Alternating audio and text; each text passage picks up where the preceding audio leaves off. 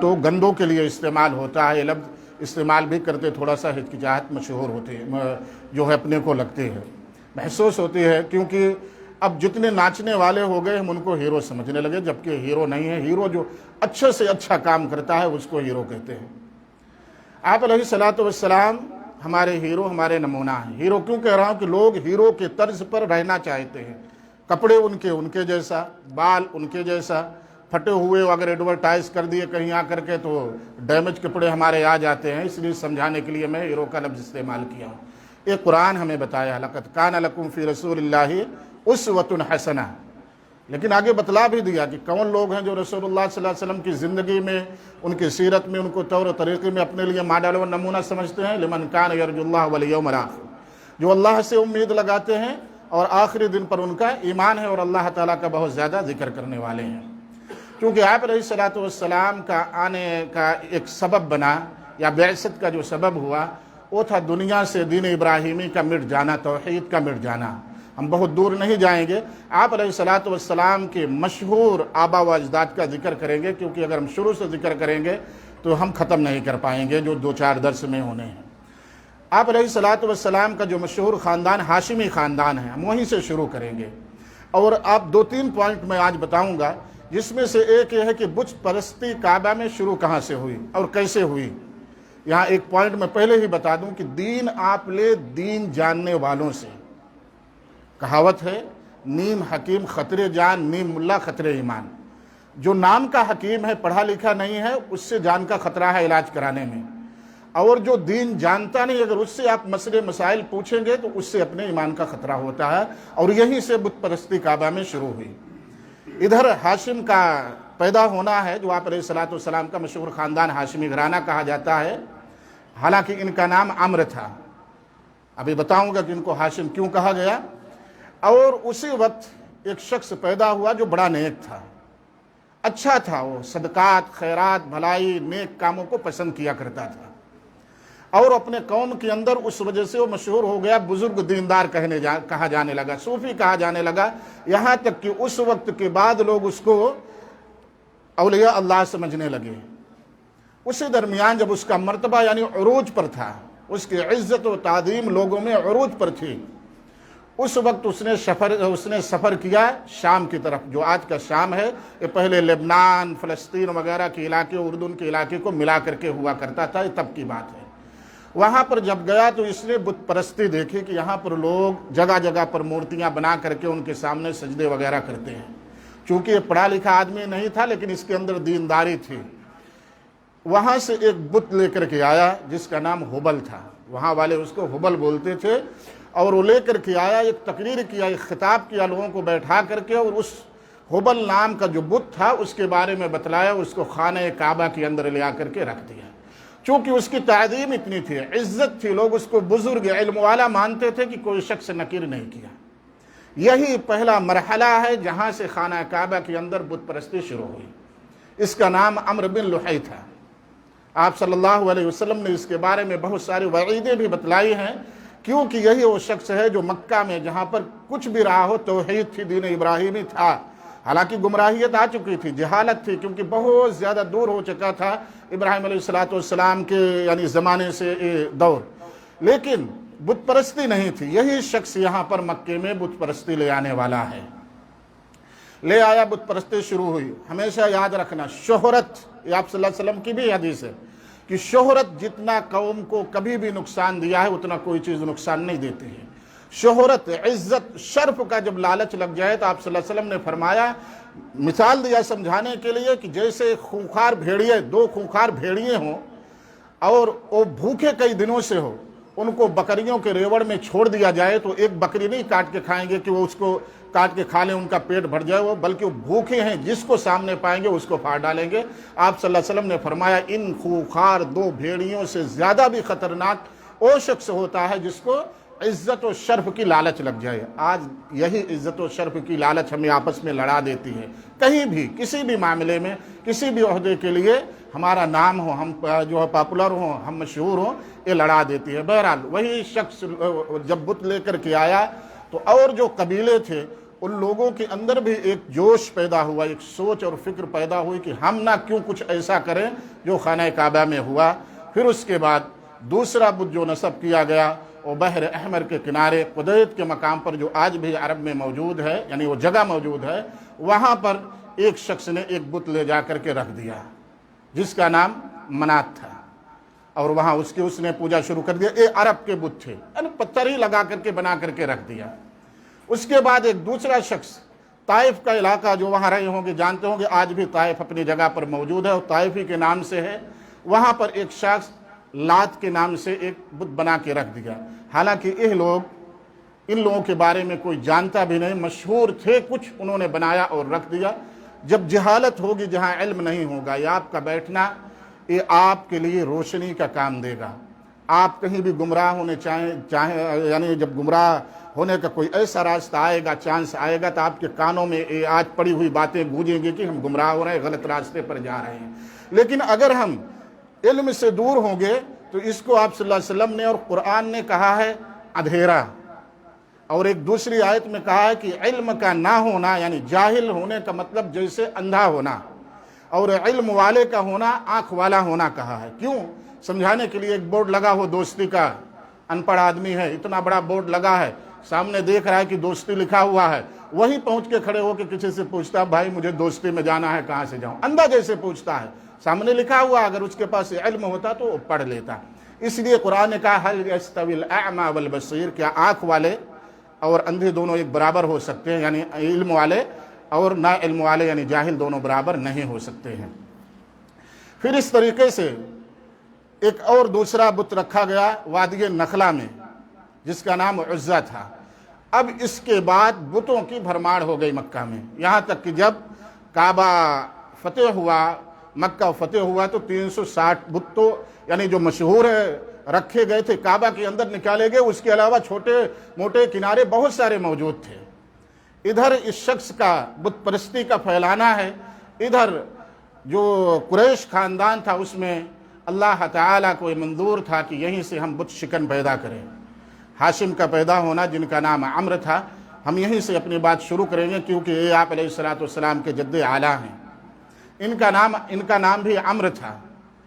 جب مکے کے قبیلے والے ہی حاجیوں کا احترام کیا کرتے تھے، ان کا استقبال کیا کرتے تھے، ان کے کھانے پینے سیکورٹی کا انتظام کیا کرتے تھے۔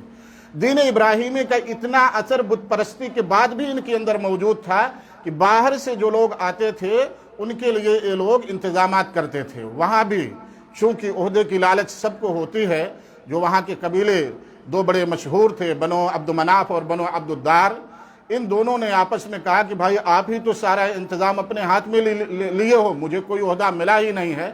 ان دونوں خاندانوں نے اپنے عہدے کو، مکہ کے جو عہدے تھے حاجیوں کے لیے، وہ تقسیم کیے۔ تو آپ علیہ السلام جس خاندان سے ہے ان کو ملا حاجیوں کا پانی پلانے، سقایا یعنی پانی پلانے کا، اور ان کی میزبانی کرنے کا یعنی ان کا استقبال کرنے کا، اور دوسری ذمہ داریاں دوسرے قبیلوں کو دی گئیں۔ اور اس وقت ہاشم نوجوانی پر تھے، یہی اس کام کو سنبھالے۔ ان کا نام عمرو تھا۔ انہوں نے حاجیوں کا ایسا استقبال کیا، ایسے خدمت کی کہ انہوں نے بڑا نام کمایا۔ ان کا نام عمرو تھا۔ ہاشم یہاں سے پڑھا کہ ہاشم کے معنی عربی میں ہوتے ہیں توڑنے والا۔ جب انہوں نے یہ ذمہ داری سنبھالی، آج کے سفر سے اگر موازنہ کریں گے تو آپ نہیں سمجھ پائیں گے۔ تھوڑا سا گاؤں میں جائیں جہاں سائیکل چلا کر کے پیدل لوگ بیل گاڑی میں سفر کریں یا اکا ٹانگے سے، تو سمجھ میں آئے گا۔ یہاں تو گاڑیاں ہیں، ایسیاں لگی ہوئی ہیں، بیٹھے پہنچ گئے، پیسے ہیں، ہوٹل پہ کھانا کھا لیے، تو سمجھ میں نہیں آئے گا۔ کیونکہ آج جاتے ہیں حاجی یہاں سے، بہت سارے پیسے ان کے پاس ہوتے ہیں، اس وقت کو تھوڑا سا یاد کریں گے تو سمجھیں گے۔ تھوڑا پیچھے غریبی میں جائیں۔ جب حاجی جایا کرتے تھے تو اس کے پہلے جو لوگ ذمہ داری سنبھالتے تھے ان لوگوں نے صرف وہی کام کیا جو ایک رسمی تھا، بس ان کا استقبال کیا، ان کو حج وغیرہ کرایا، ان کے گائیڈ کیا، ان کو دکھایا، حج کرا دیا، ختم ہو گیا۔ لیکن جب ہاشم نے یہ کام سنبھالا تو ان کے کھانے کا پورا انتظام کیا۔ موٹی موٹی روٹیاں بنتی تھی، آج کی جیسے یعنی تکنیک نہیں ہے کہ پتلی پتلی روٹیاں بنے، اور روٹیوں کو بنا کر کے اس کو توڑ کر کے شوربہ میں ڈال کر کے بھگو کر کے حاجیوں کو پیش کیا جاتا تھا۔ اسی سے ان کا نام ہاشم پڑا، یعنی توڑنے والا۔ اسی سے پھر اتنا مشہور ہوئے کہ ان کا اصل نام پیچھے ہو گیا، آج تک ہاشمی ہی نام بچتا ہے۔ اسی طریقے سے یہ چیز ان کے اولاد میں منتقل ہوئی۔ جب یہ اس دنیا سے گئے تو ان کے جو اولاد تھی ان میں یہ چیز آئی، جیسا کہ عبد المطلب، دوسرا نام جو مشہور ہوا وہ عبد المطلب ہے، حالانکہ ان کا نام بھی عبد المطلب نہیں ہے۔ ہاشم جب ختم ہوئے تو اس ذمہ داری کو ان کو بھائی مطلب نے سنبھال لیا۔ اسی درمیان ان کو پتہ چلا کہ میرے بھائی کا ایک بچہ کہیں اور ہے، ننہال میں رہتا ہے۔ عرب بہت شادی کرتے ہیں، جو عرب میں رہے گا وہی سمجھ پائے گا، یہاں والے نہیں سمجھیں گے۔ ہاشم کے ساتھ ایک واقعہ پیش آیا تھا کہ ان کو اسی شام کی طرف، سوریا جو آج کا مشہور ہے، اسی طرف ان کو جانا تھا تجارت کے لیے۔ وہ گئے مدینہ سے جیسے تھوڑا سا آگے گئے، وہاں ٹھہرے، ایک لڑکی ان کو پسند آئی، شادی کیا اور وہاں کچھ دن رہے۔ وہ لڑکی حاملہ ہوئی اور چلے گئے شام کی طرف، سوریا کی طرف، اور وہیں وہ انتقال کر گئی۔ ابھی ادھر ان کے خاندان میں پتہ نہیں کہ ہمارے خاندان کی کوئی بیوہ بھی نواحی مدینہ میں موجود ہے، لیکن جب یہ ختم ہو گئے، ان کے بھائی مطلب کو پتہ چلا کہ میرا کوئی بھتیجا بھی ہے جو یتیم ہو گیا ہے، اور اس وقت ان کی عمر 10-12 سال بتائی جاتی ہے۔ تو تلاشتے ہوئے اس کے گھر پہنچے ننہال میں، اور بچے سے کہا چلنے کے لیے، تو بچہ راضی نہیں ہوا، کہا جب تک میری ماں اجازت نہیں دے گی میں نہیں جاؤں گا۔ مطلب گئے، اس کی ماں سے بہت ریکویسٹ کیا، لیکن وہ آنے کے لیے تیار نہیں ہوئی، نہ جانے کے لیے، نہ خود آنے کے لیے، نہ بچے کو چھوڑنے کے لیے تیار ہوئی۔ انہوں نے ایک وعدہ کیا کہ ان کے باپ کو ایک عہدہ ملا تھا حاجیوں کے میزبانی کا، ان کے استقبال کا، ان کو پانی پلانے کا، تم اس بچے کو بھیج دو میرے ساتھ، میں یہ عہدہ جو ابھی سنبھالا ہوں جب یہ بڑا ہو جائے گا تو اس کو دے دوں گا۔ اس شرط پر ان کی ماں نے جو مطلب کے ساتھ ان کو آنے دیا۔ ان کا نام تھا شیبہ، ان کی ماں کا نام تھا سلمہ۔ شیبہ عربی میں کہتے ہیں بوڑھے کو، جس کے بال پکے ہوئے ہوں، اس کو عربی میں شیبہ کہتے ہیں۔ جب یہ پیدا ہوئے، یعنی آپ صلی اللہ علیہ وسلم کے جو دادا عبد المطلب کے نام سے مشہور ہیں، ان کے بال پکے ہوئے تھے، لوگ عربی میں ان کو شیبہ کہنے لگے، ان کا نام بھی ان کی ماں نے شیبہ رکھ دیا۔ لیکن جب ان کے بھائی ان کو لینے کے لیے گئے تو اپنے اونٹنی پر پیچھے بٹھا کر کے مکہ کی طرف جب لے کر کے آئے تو اس زمانے میں غلام چلتے تھے۔ اگر کسی کے پیچھے کوئی سواری بچوں کی شکل میں بیٹھی ہے تو لوگ سمجھتے تھے اس کا غلام ہے، کیونکہ اپنے خدمت کے لیے لوگ اپنے ساتھ میں غلاموں کو رکھا کرتے تھے۔ جب مکہ والوں نے دیکھا کہ مطلب کے ساتھ ایک بچہ آ رہا ہے 10-12 سال کا، تو کہا وہ عبد المطلب آ رہا ہے، یعنی مطلب کا ایک غلام بھی آ گیا مکہ کے اندر۔ حالانکہ واقعے میں آتا ہے کہ مطلب برابر کہتے کہ نہیں میرا غلام نہیں ہے بلکہ میرا بھتیجا ہے، لیکن کسی کو تو معلوم نہیں تھا کہ مطلب کا بھتیجا اور ہاشم کا کوئی لڑکا کہیں ہے، اس لیے لوگ اس کو عبد المطلب ہی کہتے رہے، اور جو ان کا اصلی نام شیبہ تھا، عبد المطلب کا اصلی نام شیبہ تھا، وہ لوگ بھول گئے، اور آج بھی ہماری اپنی کتابوں میں عبد المطلب ہی مشہور ہے۔ عبد المطلب ہی کے خاندان سے آپ علیہ الصلوۃ والسلام کے بیٹے کے والد پیدا ہوئے، اور یہیں سے آپ علیہ الصلوۃ والسلام کا چرچا ہے۔ مختصر ہے کہ عبد المطلب بڑے نیک تھے، انہوں نے وہ ساری ذمہ داری نبھائی جو کچھ ان کو خانہ کعبہ کی مکہ کی ذمہ داری دی گئی تھی۔ اسی درمیان انہوں نے ایک خواب دیکھا،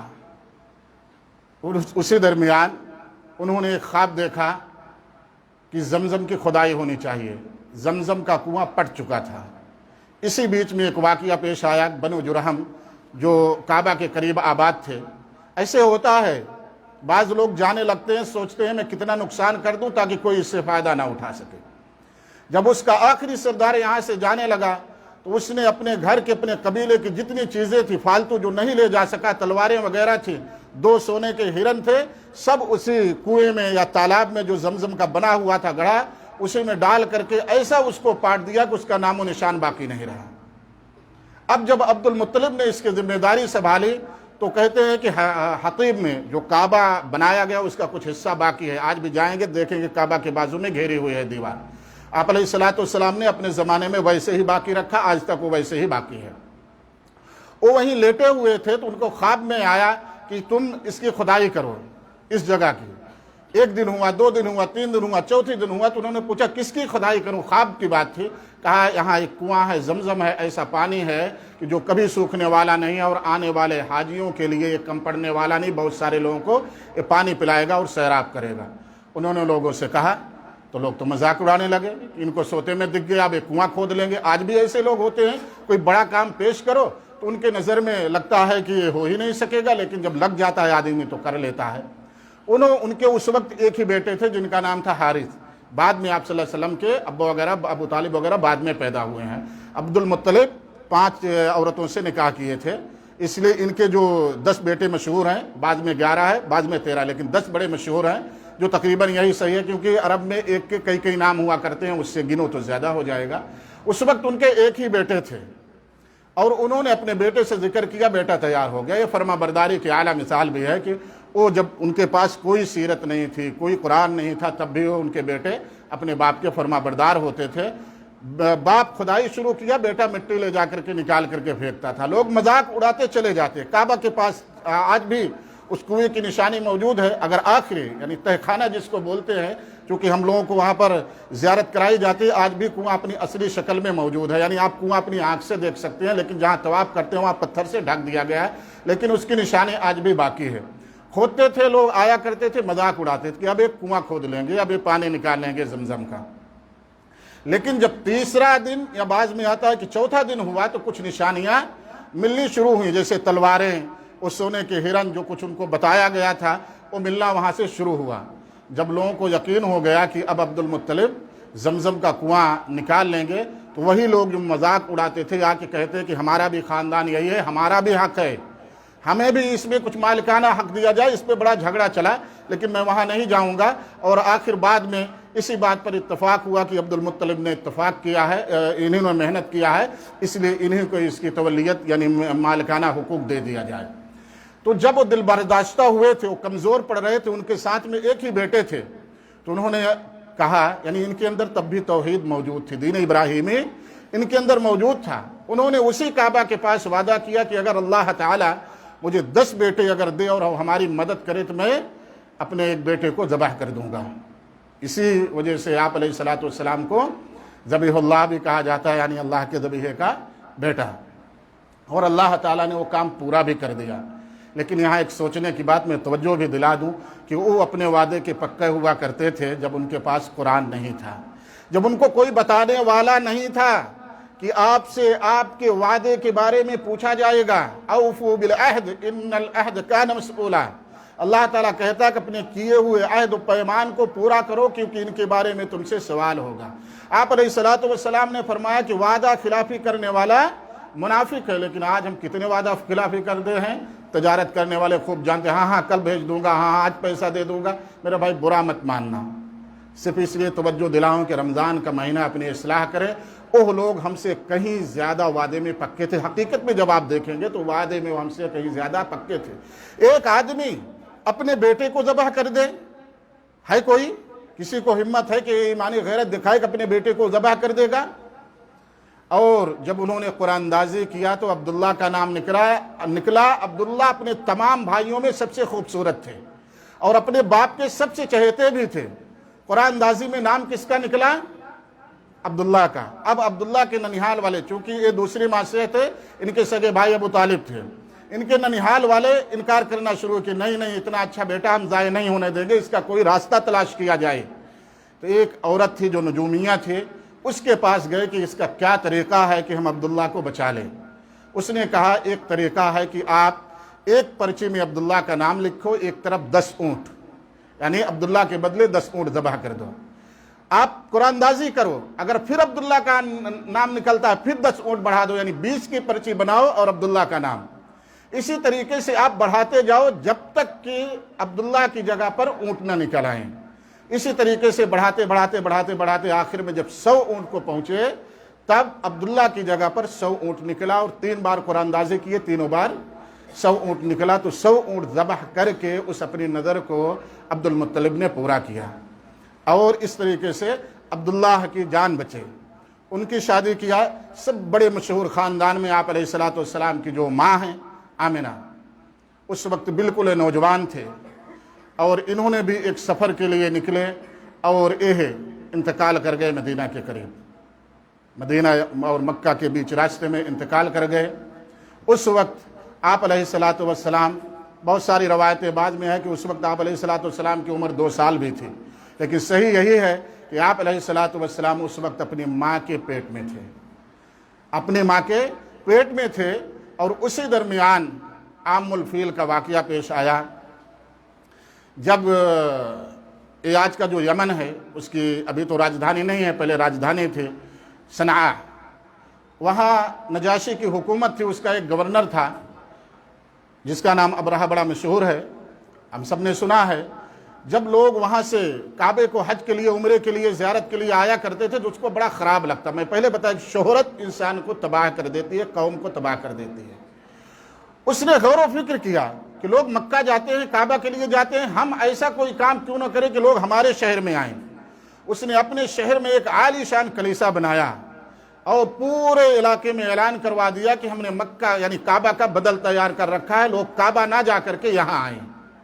اور ادھر ایک عربی قبیلے کا شخص وہاں پر موجود تھا، جب اس نے یہ بات سنا تو اس کو ایک بدمعاشی سوچی، حالانکہ ایسا کرنا نہیں چاہیے۔ آج بھی ہمارے گاؤں علاقے میں بعض لوگ مندروں میں ایسا کام کر دیتے ہیں، نہیں کرنا چاہیے، کیونکہ ان کا دین ان کے لیے اور ہمارا دین ہمارے لیے، ہمارا کام ہے تبلیغ کرنا بس۔ وہ شخص کیا کیا، رات میں سنڈاس اکٹھا کیا اور لے جا کر کے پورے اس کے کلیسے میں گندا لگا دیا، اور جب صبح ہوئی تو دیکھا، بڑا غصہ ہوا اور تلاشا نہیں پایا تو اس نے قسم کھایا کہ اب میں کعبہ کو ہمیشہ کے لیے ختم ہی کر دوں گا۔ یہ واقعہ آپ علیہ السلام کے پیدائش سے 55 یا 50 دن پہلے پیش آیا۔ آپ علیہ السلام کے اس واقعے کے 50 یا 55 دن کے بعد پیدائش ہوئی، جو فروری کا آخری ہفتہ یا مارچ کا پہلا ہفتہ تھا، کیونکہ بہت کافی لمبا وقت ہے، اس لیے جو تاریخ کا انمان لگایا گیا وہ اس طریقے سے کہ فروری کا آخری ہفتہ یا مارچ کا پہلا ہفتہ تھا، جس میں آپ علیہ عام الفیل کا واقعہ پیش آیا۔ پھر اس کے بعد آپ علیہ السلام کی پیدائش 571 عیسوی میں 22 یا 20 اپریل کو آپ علیہ السلام کی پیدائش ہوتی ہے۔ جب آپ علیہ السلام کی پیدائش ہوئی، تاریخوں میں آتا ہے ایک روشنی نکلی جو شام کے علاقے تک کو روشن کر دیا۔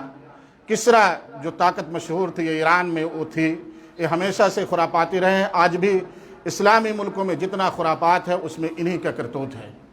وہاں تک کہ ان کے کلیساؤں کو، گرجا گھروں کو جھنجھوڑ دیا، زلزلے آ گئے، ان کی آگے بجھ گئی، ان کے گھنٹے وغیرہ جو لگے تھے وہ گر گئے، ان کی آگے بجھ گئی اپنے سے، اور سمجھنے والوں نے جو اس وقت علماء ان کے موجود تھے سمجھ گئے کہ کوئی نہ کوئی نادر واقعہ ضرور پیش آیا ہے، جس کی وجہ سے ہمارے عبادت خانے یا ہمارے اپنے بت، ہمارے اپنے آگے سب کی سب تہس نہس ہو گئی ہیں۔ یہ آپ علیہ السلام کی جب پیدائش ہوئی تو واقعہ پیش آیا۔ عربوں میں ایک رواج اور پایا جاتا تھا کہ بچے جو شہر میں پیدا ہوتے تھے ان کو غریب عورتوں جن کے پاس دودھ ہوا کرتا تھا، جن کو بچے ہوتے تھے ان کو دودھ بھی ہوتا تھا تو وہ مزدوری پر پلاتے تھے، اجرت پر پیسے لے کر کے۔ عرب میں رسم رواج موجود تھا۔ آپ علیہ السلام بھی جب پیدا ہوئے تو آپ کے دادا کو، آپ کے ماں کو اس بات کی فکر ہوئی کہ اب ان کے بھی دودھ کے پلانے کے لیے کوئی انتظام کیا جائے۔ اس کی دو وجہ ہوا کرتی تھی، ایک ہے کہ شہر کی آب و ہوا دیہات کی آب و ہوا سے بہتر نہیں ہوتی ہے، دیہات کی آب و ہوا شہر کی آب و ہوا سے اچھی ہوتی ہے، کیونکہ شہر بھیڑ بھاڑ والا علاقہ ہوتا ہے، یہاں پر کچرے ہوتے ہیں، بہت سارے لوگ ہوتے ہیں، جس کی وجہ سے یہاں آکسیجن اچھی نہیں ہوتی بلکہ کاربن ڈائی اور آکسائڈ زیادہ ہوتی ہے۔ پہلے بھی یہ لوگ سوچا کرتے تھے، اور آج بھی شہر کی زندگی دیہاتوں کی زندگی کے بنسبت صحت کے لیے شہر کی زندگی نقصان دہ ہوتی ہے۔ اور دوسری بات، خالص زبان جو اپنے علاقے کی پائی جاتی ہے وہ دیہاتوں ہی میں پائی جاتی ہے۔ ہم سب یہاں الگ الگ علاقے سے آئے ہیں اور الگ الگ اپنی زبان بولتے ہیں، لیکن جب دیہاتوں میں جائیں تو ان کی اصلی زبان ہوا کرتی ہے۔ اس لیے عرب اپنے بچوں کو جو شہری ہوا کرتے تھے وہ دیہات میں بھیج دیتے تھے، ان کی اچھی پرورش ہو جائے گی، صحت بھی اچھی رہے گی اور اچھے سے اپنی زبان سیکھ لیں گے۔ یہی فکر ان کی ماں اور آپ علیہ السلام کے دادا کو ہوئی، کیونکہ آپ کے ابو تو انتقال کر چکے تھے، ان کے ابو بالکل نوجوان تھے۔ عبداللہ کی اس وقت عمر صرف 25 سال تھی جب انتقال کیے، لیکن موت عمر دیکھ کر کے میرے پیاروں نہیں آتی ہے، بلکہ موت اپنے متعینہ وقت پر ہی آ کر کے رہتی ہے۔ وہاں بھی ایسا واقعہ پیش آیا، عورتیں آئیں بہت ساری بچے تلاشنے کے لیے گاؤں سے، اور گھوم گھوم کر کے بچوں کو تلاش کیا۔ خود حضرت حلیمہ سعدیہ بتاتی ہیں، جو آپ علیہ السلام کے آخر میں لیں، کہتی ہیں کہ ہمارے قبیلے کی یعنی ہمارے ساتھ میں جو آئی ہوئی عورتیں تھیں، قافلے کی کوئی بھی عورت ایسی نہیں تھی جس پر آپ علیہ السلام کو پیش کیا گیا لے لیتی۔ بچہ خوبصورت تھا، لیکن جب پوچھتے اجرت کیا ملے گی، ان کا باپ کہاں ہے، جب پتہ چلتا یتیم ہے تو ہر عورت منہ ٹیڑھا کر کے بچہ لوٹا دیتے۔ کیوں؟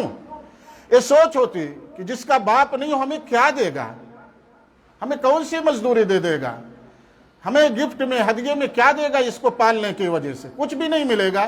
اس لیے ہر عورت پر وہ بچہ یعنی آپ صلی اللہ علیہ وسلم کو پیش کیا گیا اور ساری عورتوں نے اس کو ریجیکٹ کر دیا، لوٹا دیا۔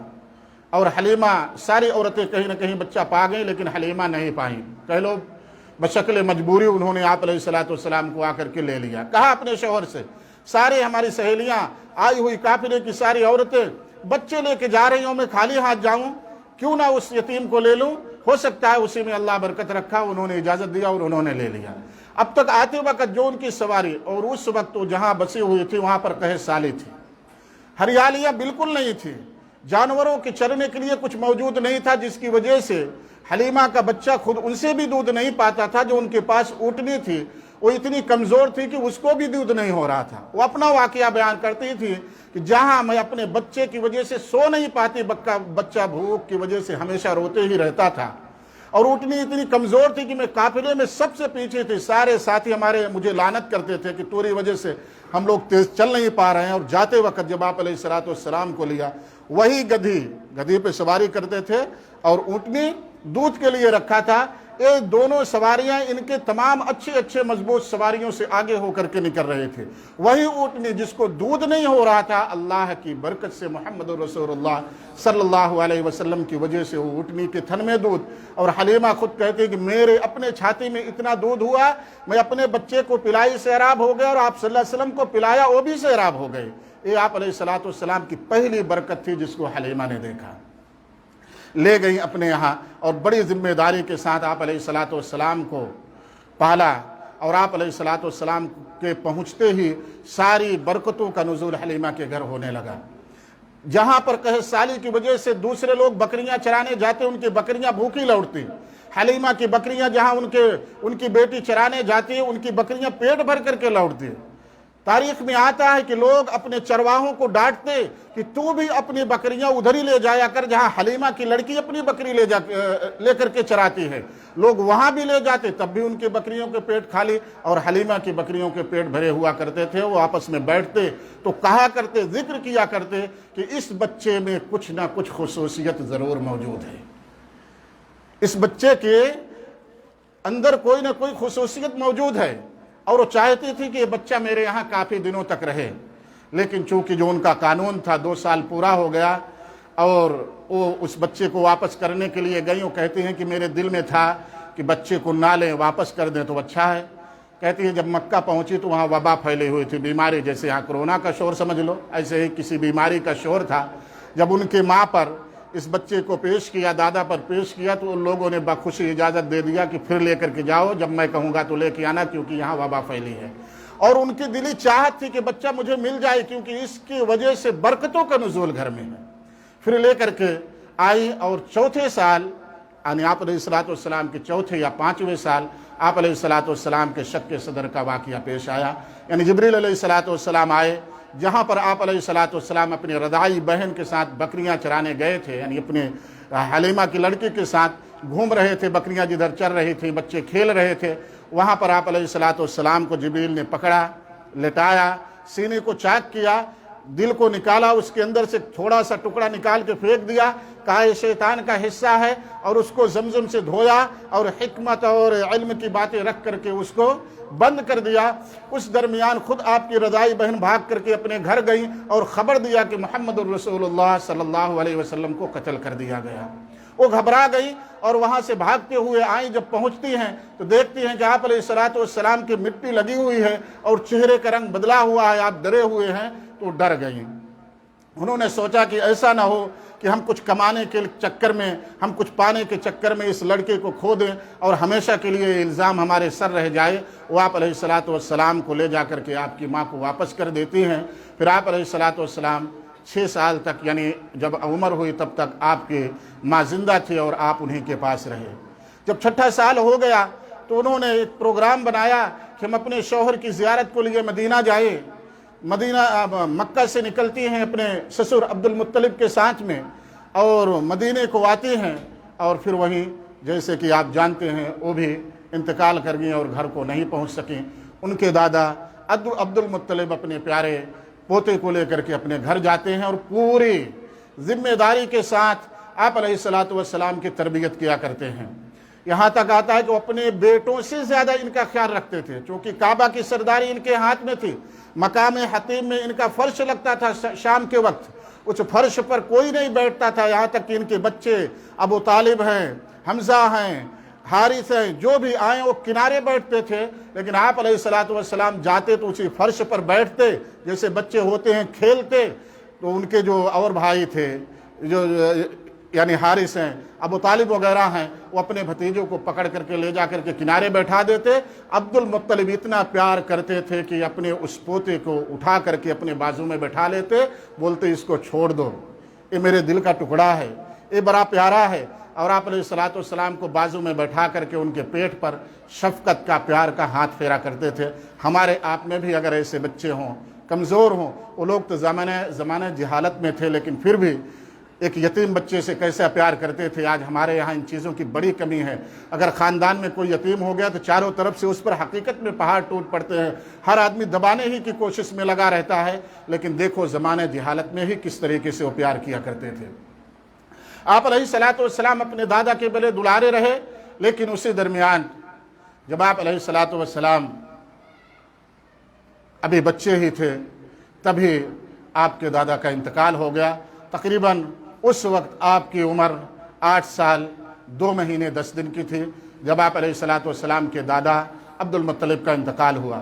انہوں نے اپنے بیٹے ابو طالب کو بلایا جو آپ کے سگے چچا تھے، یعنی عبداللہ اور ابو طالب ایک ہی ماں سے تھے، باقی اور بھائی جو تھے یعنی آپ صلی اللہ علیہ وسلم کے دوسرے چچا جو تھے وہ دوسری ماں سے تھے۔ ابو طالب کو عبد المطلب نے بلایا اور کہا یہ بھتیجا جو آپ کا ہے اس کو میں آپ کو ایک امانت سونپ کر کے جا رہا ہوں، اس کی حفاظت کرنا۔ اور ابو طالب نے بھی جس طریقے سے ذمہ داری لیا تھا پوری ذمہ داری کے ساتھ آپ علیہ الصلوۃ والسلام کی سیوا خدمت میں کوئی کمی نہیں چھوڑی۔ لیکن یہاں ان نقطوں پر میرے دوستوں غور کرتے چلو، آج ہمارے معاشرے میں غربا کا کیا حال ہے، مسکینوں کا کیا حال ہے، لیکن دیکھو اس وقت لوگ جب زمانے جہالت میں تھے تب بھی کتنا اپنے وعدے کا خیال کرتے اور اس کی پاسداری کیا کرتے تھے، یتیم کے کتنا خیال کیا کرتے تھے۔ آپ علیہ الصلوۃ والسلام کو اچھی طریقے سے انہوں نے تربیت دیا، جتنا تربیت دی جا سکے اتنا انہوں نے تربیت دیا۔ اور آپ علیہ الصلوۃ والسلام کا اب عمر جو کافی ہو چکی ہے، ابو طالب کے زمانے میں اب آپ تقریباً 12 سال کے ہو گئے ہیں۔ اس وقت تاریخ میں آتا ہے کہ آپ علیہ الصلوۃ والسلام میرے اپنے پیارے بچوں کو مخاطب کروں گا اور والدین بھی مخاطب ہوں۔ جب آپ علیہ الصلوۃ والسلام کی عمر ابھی 12 سال ہے، 10 سال ہے، 11 سال ہے، سب کو آپ لے لیجئے۔ ابھی دادا سے ابو طالب کی طرف چچا کے پاس آپ منتقل ہوئے۔ باپ اس وقت انتقال کیا جب ماں کے پیٹ میں تھے، ماں اس وقت انتقال کی جب ابھی آپ 6 سال کے تھے۔ آپ دادا کے پرورش میں آئے، دادا اس وقت انتقال کیے جب ابھی 8 سال سے کچھ زیادہ نہیں، 8 سال 2 مہینہ 10 دن کے ہوئے، ابھی آپ بچے ہیں۔ لیکن اس وقت بھی آپ علیہ الصلوۃ والسلام نہ کبھی گالی دیے، یعنی اس وقت کے حساب سے جو گندی زبان بولی جاتی تھی آپ علیہ الصلوۃ والسلام نے کبھی ان زبانوں کا استعمال نہیں کیا۔ جب آپ علیہ الصلوۃ والسلام اپنے چچا کی پرورش میں آئے، اب آپ 9 سال 10 سال 11 سال کے ہو رہے ہیں، لیکن تاریخ میں آتا ہے کہ آپ کے چاچا، آپ کے پڑوسی سارے لوگ بیان کرتے ہیں کہ نہ آپ علیہ الصلوۃ والسلام کبھی کسی سے جھگڑا کرتے تھے، نہ آپ علیہ الصلوۃ والسلام جھوٹ بولتے، نہ گندی بات بولتے، نہ گندی ہنسی مذاق کیا کرتے تھے۔ جبکہ قصہ گو اس زمانے میں بہت موجود تھے، لیکن آپ علیہ الصلوۃ والسلام وہیں بیٹھتے تھے۔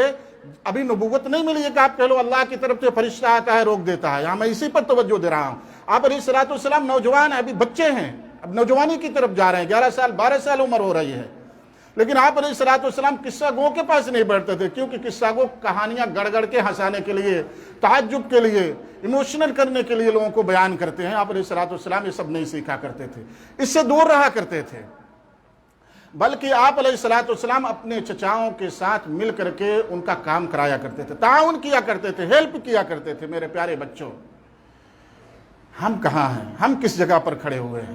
سوچیں، آج تو ہمارے سامنے تربیت کے لیے بہت ساری چیزیں موجود ہیں، استاذ بھی ہیں، آپ کے ہاتھ میں موبائل بھی، آپ وہاں سے بھی سیکھ سکتے ہیں، آپ کے ٹیچر بھی ہیں، ٹیوشن کوچنگ سب آپ کو لگا ہوا ہے، لیکن یہ گالیاں ہم کہاں سے سیکھ لیتے ہیں اتنی؟ جتنی دعائیں ہمیں نہیں یاد ہوتی اس سے زیادہ ہمیں گالیاں یاد ہوتی. کیا یہ بات غلط ہے؟ اتنا ہمیں قرآن نہیں یاد ہوتا جتنا ہم گالیاں یاد کر لیتے ہیں. یہ ہمارے گمراہی کی ایک بہت بڑی وجہ ہے، ایک بہت بڑی دلیل ہے کہ ہم کتنے گمراہ، کتنے دور ہو گئے ہیں. شیطان ہم پر کتنا حاوی ہے، ہمارے اندر بڑکپن کتنا سما گیا ہے. جبکہ آپ علیہ الصلوۃ والسلام کی خوبصورتی مشہور تھی کہ آپ علیہ الصلوۃ والسلام جیسا خوبصورت کوئی نہیں تھا بچوں میں اس وقت اپنے زمانے میں، لیکن آپ علیہ الصلوۃ والسلام کو کوئی تکبر، کوئی بڑکپن نہیں. آج ہمارے بچوں کو دیکھو، چونکہ سیرت آپ علیہ الصلوۃ والسلام کے جاننے کا مقصد ہی یہی کہ ہم اپنی اصلاح کریں. آپ علیہ الصلوۃ والسلام بلکہ ساری دنیا میں سب سے خوبصورت تھے. ابھی آپ 11 سال 12 سال کے ہیں، لیکن آپ کے اندر کوئی بھی عیب نکالنے والا ایک عیب نہیں نکال پایا ہے. جوانی تک آپ کو اگر کوئی لقب ملا ہے تو کیا؟ امین، امانت دار، صادق، سچا بولنے والا. کیا آج ہمارے میں یا نوجوانوں میں یا ہمارے عمر درازوں میں کسی کو یہ لقب ملتا ہے؟ کسی کو اوپر کوئی آدمی اتنا بھروسہ کرتا ہے کہ اگر اس کے پاس میں 1,00,000 2,00,000 کی امانت رکھ دوں تو بے ایمانی نہیں کرے گا؟ بھائی بھائی سے ڈرتا ہے، بیٹا باپ سے، باپ بیٹے سے ڈرتا ہے. کون پڑوسی کس پڑوسی سے مامون ہے؟ لیکن دیکھو دوستو، سیرت آپ علیہ الصلوۃ والسلام کی زمانے جہالت ہے، ابھی آپ پر کوئی وحی نہیں، لیکن پھر بھی آپ کو صادق اور امین کا لقب ملا ہوا ہے. یہ آپ علیہ الصلوۃ والسلام میں بھی 12 سال کے ہو رہے ہیں اور ابو طالب کی نگرانی میں ہیں. جب ابو طالب اپنے ساتھ شام کی طرف جانے والے سفر پر لے جانے کے لیے نکلتے ہیں، آپ اس سفر کا واقعہ پڑھیں، دیکھیں کہ آپ علیہ الصلوۃ والسلام کتنی سکینت اور کتنی اطمینان کے ساتھ اپنے چچا کے ساتھ میں سفر کے لیے جا رہے ہیں، اور کس طریقے سے آپ ایسے لوگوں کو مشورہ دیا کرتے تھے، ایسا کام کیا کرتے تھے کہ جو بڑے بڑے آدمی کا کام تھا، دماغداروں کا کام ہو، وہ آپ علیہ الصلوۃ والسلام کیا کرتے تھے. لوگ آپ علیہ الصلوۃ والسلام کو اپنی مجلس میں بٹھا کر کے ان سے باتیں کیا کرتے تھے کہ کوئی علم و حکمت والی باتیں بتائے گا. میرے دوستوں، ہمارے اندر چونکہ ہم مسلمان ہیں، ہم نے اپنے نبی کو اپنا ماڈل تسلیم کر لیا ہے، ہم نے نبی کو اپنا ہیرو تسلیم کر لیا ہے، اپنا امام بنا لیا ہے، اپنا رہبر اور قائد بنا لیا ہے. تو یہ ہمیں چاہیے کہ ہم آپ علیہ الصلوۃ والسلام کے بتائے ہوئے اور چلے ہوئے دکھائے ہوئے راستے ہی پر چلیں. آپ علیہ الصلوۃ والسلام کی 12 سال کی عمر جب ہوتی ہے تو آپ کے چچا ابو طالب سفر پہ جا رہے ہیں، حالانکہ کوئی ان کا کام نہیں ہے. آپ علیہ الصلوۃ والسلام کے لے جانے کا مقصد کیا تھا؟ چونکہ وہ زمانہ آپ جب سوچیں گے وہ پیدل کا زمانہ تھا، وہ اونٹوں کا زمانہ تھا، وہ گدھوں کا زمانہ تھا جس پر سفر کرنا ہے. کئی 100 کلومیٹر کا سفر کرنا ہے، کئی مہینے لگ جائیں گے. اس لیے انہوں نے اپنے بھتیجے کو اپنے سے دور رکھنا مناسب نہیں سمجھا کہ میں جا رہا ہوں، پتہ نہیں میرے بچے، میرے گھر والے، میرے بیویاں، میرے نوکر اس بچے کا، اس بھتیجے کا خیال رکھیں گے یا نہیں. اس لیے انہوں نے اپنے بھتیجے محمد رسول اللہ صلی اللہ علیہ وسلم کو اپنے ساتھ رکھ لیا. اور پھر وہاں پر جا کر کے آپ نے جو سنا ہوگا، بحیرہ راہب کے نام سے ایک شخص مشہور تھا جو اپنے دین کا عالم تھا. اس نے آخری نبی کی جو نشانیاں پڑھ رکھی تھی، جب ایک قافلہ اس وادی میں داخل ہوتا ہے جہاں وہ جس خانقاہ میں رہا کرتا تھا، تو اس نے دیکھا کہ سارے علاقے کے جو شجر و حجر تھے سب آپ علیہ الصلوۃ والسلام کے استقبال کے لیے جھکے ہوئے ہیں. تو اس شخص کو جو اس نے نشانی پڑھی تھی وہ نشانی نظر آئی کہ اس قافلے کے اندر کوئی نہ کوئی ضرور ہے جو آخری نبی ہونے والا ہے. اس نے انتظار کیا. جب وہ قافلہ وہاں جا کر کے پہنچا، جبکہ وہ اپنے خانقاہ سے وہ راہب کبھی بھی نکلا نہیں کرتا تھا، لیکن جب اس نے نشانیاں دیکھی تو وہ شخص نکلا اور اس قافلے کے اندر جا کر کے گھوما. گھومنے کے بعد آپ علیہ الصلوۃ والسلام پر نظر پڑی، مہر نبوت کو دیکھا جو نبوت کی ایک نشانی تھی، چمک رہی تھی. تو اس نے آپ علیہ الصلوۃ والسلام کے چاچا سے پوچھا کہ اس کا نگراں کون ہے، اس کا ذمہ دار کون ہے، اس کا مالک کون ہے. جب آپ کے چاچا ابو طالب نے بتایا تو اس شخص نے کہا کہ اس بچے کو اس سے آگے مت لے کر کے جاؤ. اگر شام کے جو آج کے جس کو ہم سوریا کے نام سے جانتے ہیں، آج کے وقت میں وہ سوریا کے نام سے مشہور ہے، اگر وہاں کے یہودیوں کو پتہ چل گیا کہ یہی وہ شخص ہے جو آخری نبی ہونے والا ہے، تو آپ علیہ الصلوۃ والسلام کو نقصان پہنچائیں گے اور یہ ہونے والے نبی ہیں۔ ابو طالب نے پوچھا کہ آپ نے کیسے پہچان لیا؟ تو انہوں نے کہا کہ سب سے پہلی چیز، جب آپ کا قافلہ اس وادی میں داخل ہوا تو یہاں کے سارے شجر و حجر آپ علیہ الصلوۃ والسلام کے استقبال میں جھکے ہوئے تھے۔ یہ چیزیں سوائے نبی کے کسی کے استقبال نہیں کیا کرتی ہیں، کسی کے لیے نہیں جھکا کرتی ہیں۔ اس لیے میں نے پہچان لیا کہ اس قافلے کے اندر کوئی نہ کوئی شخص موجود ہے جو شخص آخری نبی ہونے والا ہے۔ اور میں نے ان کو کیسے پہچانا کہ یہی ہے ان میں؟ اس لیے کہ ان کے مہر نبوت جو بغل میں کندھے کے نیچے ہے وہ موجود ہے، چمک رہی ہے۔ پھر ابو طالب نے جب سب کچھ اطمینان کر لیا تو آپ علیہ الصلوۃ والسلام کو وہاں سے مدینہ کی طرف مکہ کی طرف لوٹا دیا تاکہ آپ علیہ الصلوۃ والسلام کو کوئی شخص تکلیف نہ پہنچا دے۔ اب اس کے بعد جب ابو طالب اپنے گھر لوٹ کر کے آتے ہیں، آپ علیہ الصلوۃ والسلام کے بارے میں ان کو اور زیادہ فکر ہو گئی۔ تاریخ میں آتا ہے کہ آپ علیہ الصلوۃ والسلام کی حفاظت کی ان کو اتنا فکر رہا کرتی تھی کہ اپنے رات میں سوتے وقت اپنے بچوں کو کنارے کنارے لٹا کر کے بیچ میں آپ علیہ الصلوۃ والسلام کو لٹاتے اور خود لیٹا کرتے تھے، تاکہ جو شخص آئے، کوئی نقصان پہنچانے والا آئے تو پہلے کنارے والے لوگوں سے اس کی ملاقات ہو۔ اس طریقے سے انہوں نے پوری زندگی آپ علیہ الصلوۃ والسلام کی حفاظت کی۔ اب آپ علیہ الصلوۃ والسلام دھیرے دھیرے بڑے ہو رہے ہیں، 12 سال، 13 سال، 14 سال، 15 سال، اس درمیان بہت سارے واقعے پیش آئیں گے۔ اگلی بار انشاءاللہ میں بتاؤں گا، صرف 1-2 باتیں بتاؤں گا۔ اب جب آپ علیہ الصلوۃ والسلام 14، 15، 16 سال کے ہو چکے ہیں، اب آپ کہہ لیجئے کہ ایک بچہ نوجوانی کے دہلیز پر پہنچ گیا ہے۔ 20، 18 سال کی عمر ہوتی ہے جہاں پر بچوں کو دکھائی نہیں دیتا ہے۔ میں صرف آپ کو توجہ دلانے کے لیے، حالانکہ سیرت ہے لیکن توجہ دلانے کے لیے، ایک دن ہمارے دوست ایک ہیں، وہ بولے کہ ایک جگہ کچھ بچوں کو نصیحت کرنے ہے، ٹیوشن کے وہ مقام ہے۔ آپ سب ان چیزوں سے ہوشیار رہیں، بتانے کا میرا مقصد یہی ہے، اور یہ طریقہ جائز بھی ہے اور یہ طریقہ اصلاح کا ہے۔ نام بتانا حرام ہے کیونکہ اس سے غیبت ہوگی اور اس شخص کی بے عزتی ہوگی۔ میں گیا وہاں نصیحت کرنے، تو کچھ لڑکے کچھ لڑکیاں، اگر آپ میں سے بھی ایسا کسی کے اندر کمی ہے تو اس کو دور کر لیں۔ ایک ہی فلیٹ، بڑا فلیٹ ہے، بڑا اچھا ہے، اسٹینڈرڈ فلیٹ ہے، اسے میں 2-3 فلیٹ کے بچے اکٹھا ہو کر کے پڑھتے ہیں۔ بچہ بچی چھوٹے، کئی لڑکے لڑکیاں ہیں، بچہ ہائی اسکول پڑھتا ہے، بچی بھی ہائی اسکول پڑھتی ہے۔ بچی پوچھتی ہے، 2-3 بار مجھ سے پوچھا تو میں اس کو سنا کر دیا کہ کیا پیار کرنا ناجائز ہے؟ غور سے سنو، پیار کرنا ناجائز ہے۔ ہمارے نوجوان بچوں میں ابھی ہائی اسکول پڑھ رہے ہیں، بچے کو بھی ریک موچ نہیں آئی ہے، میرا اندازہ ہے کہ 15-16 سال سے زیادہ عمر نہیں ہوگی۔ ایک بار پوچھا تو میں نے انسنا کر دیا، 2 بار 3 بار، کئی بار اس لڑکی نے سوال کیا، لڑکے نے بھی سوال کیا۔ میں نے کہا ہاں، پیار کرنا ناجائز ہے، پیار کرنا ناجائز بھی ہے، ناجائز بھی ہے۔ اپنی ماں سے پیار کرو، جائز، اپنی بہن سے پیار کرو، جائز، اپنی بیٹی سے اگر باپ ہو تو پیار کرو، جائز، خالہ سے پیار کرو، جائز۔ اگر اس کے علاوہ تم کسی سے پیار کرتے ہو تو بالکل ناجائز ہے، کیوں تم کو بھی فکر لگے بیٹا؟ تو میں اس سے کچھ اور اندر میں گھسا، بہرحال وہاں تک میں نہیں جاؤں گا۔ ان بچوں کو اکٹھا مت ہونے دو، اس سچے پیار کے نام پر ہمارے بچوں کو وہ زہر پلا دیا گیا ہے، جو زہر ان کے دماغ سے لے کر آتڑیوں تک اتر گیا ہے، جو ہمارے معاشرے کو اندر سے بالکل کھوکھلا کرتے چلا جا رہا ہے۔ آج ان کو 15 سال، 16 سال، 18 سال کی عمر میں سچی محبت سمجھ میں آ رہی ہے، کوئی گندی محبت نہیں ہے، غلط سوچ نہیں ہے۔ میں صرف نوجوانوں، میں آپ کو صرف یہی توجہ دلاؤں گا کہ اگر آپ کی نیت میں کوئی کھوٹ نہیں ہے، آپ سچی محبت کرتے ہو تو آپ کے گھر میں آپ کی بہن ہوگی، وہ سچے پیار کے لائق ہے۔ اگر آپ بڑی ہوئے تو آپ کو گود کھلائی ہوگی، چھوٹی ہے تو آپ اس کو گود کھلائے ہوں گے۔ اس لیے اگر سچی محبت کرنی ہے تو اس سے کرو، اس سے زیادہ سچی محبت کرنی ہے تو ماں سے کرو، جس ماں نے آپ کو ٹوائلٹ صاف کیا، آپ کا کپڑا صاف کیا، آپ کو سوکھے بستر پر سلایا اور خود گیلے بستر پر سوئی۔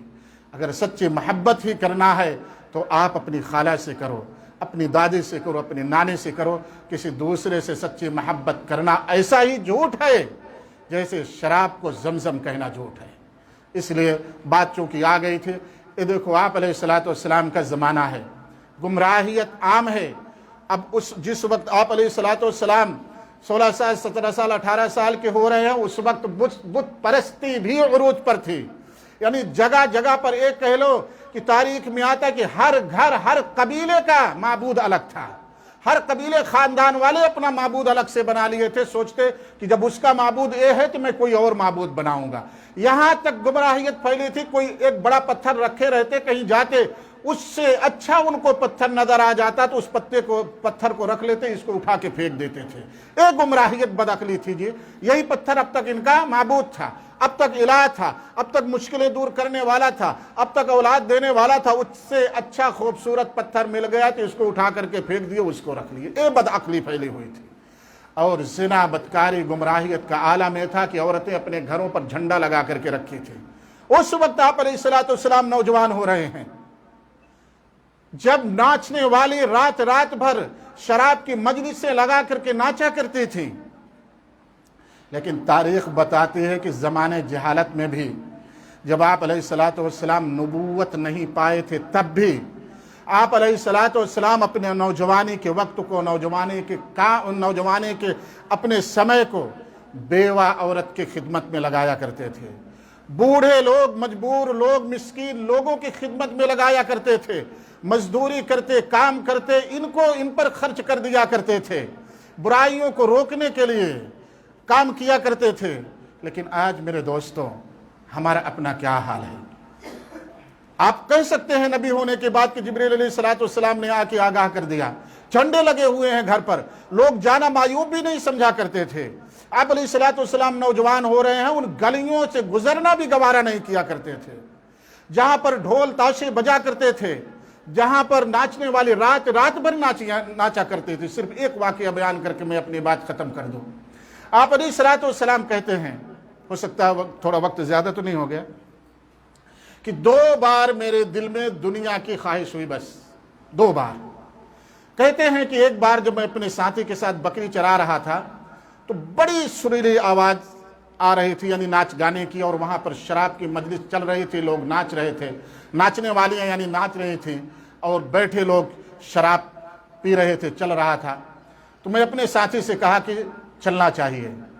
میرے ساتھی نے کہا آج میں جاتا ہوں، کل آپ جائے گا۔ ان کا ساتھی چلا گیا۔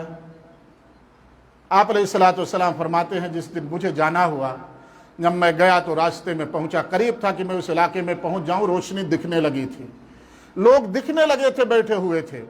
آپ علیہ الصلوۃ والسلام جب وہاں پہنچتے ہیں، سوچتے ہیں تھوڑا سا آرام کر لوں، اور آپ علیہ الصلوۃ والسلام سو گئے، اللہ نے سلا دیا، شیطان کا غلبہ ہٹ گیا۔ آپ علیہ الصلوۃ والسلام سو گئے، اور آپ علیہ الصلوۃ والسلام کہتے ہیں جب میں بیدار ہوا تو سورج کی تپش سے بیدار ہوا ہے، یعنی صحرا میں ریت میں سوئے پڑے ہیں، سورج نکلا، اس کی روشنی جب آپ علیہ الصلوۃ والسلام کو گرمانے لگی، جب آپ علیہ الصلوۃ والسلام کو گرم کرنے لگی، جلانے لگی، جب آپ کو گرمی لگنے لگی تو آپ علیہ الصلوۃ والسلام بیدار ہوئے، دیکھا تو دن کافی چڑھ چکا تھا، اور اپنے بکری جہاں چرا رہے تھے وہ گھر کو واپس آ گئے۔ اسی طریقے سے آپ دوسرا بھی واقعہ بیان کرتے ہیں کہ دوسری بار بھی ایسے ہی مجھے دنیا کی چاہت ہوئی تھی، اس کے علاوہ کبھی بھی مجھے ان چیزوں کی چاہت ہوئی ہی نہیں۔ آپ علیہ الصلوۃ والسلام میوزک کی آواز، ڈھول تاشے کی آواز سنتے تھے تو آپ کو کراہت محسوس ہوتی تھی۔ آج ہم تو اپنا رنگ ٹون بھی وہی لگا لیے ہیں، بغیر اس کے آپ کبھی کبھی مسجدوں میں ایسا کچھ بچ جاتا ہے کہ پورے کے پورے نمازیوں کی نماز ہی خراب ہو جاتی ہے۔